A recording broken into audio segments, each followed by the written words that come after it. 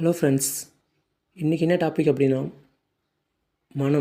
நமது மனம் அமைதி பெற என்ன செய்யலாம்?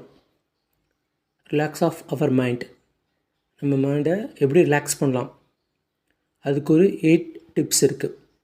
அது என்ன அப்படின்னா, ஃபஸ்ட்டு டிப், யாரையும் நம்ம குறை சொல்லக்கூடாது.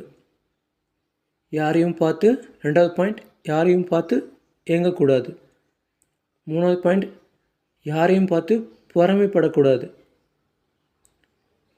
4வது பாயிண்ட், யாரையும் புரளி சொல்லக்கூடாது. 5வது பாயிண்ட், போதும் என்ற எண்ணம் வேண்டும். 6வது பாயிண்ட், யார் மனதையும் காயப்படுத்தக்கூடாது. 7வது பாயிண்ட், யாரையும் கடும் சொல்லால் திட்டக்கூடாது. யாரையும் பழிவாங்கும் எண்ணம் இருக்கக்கூடாது.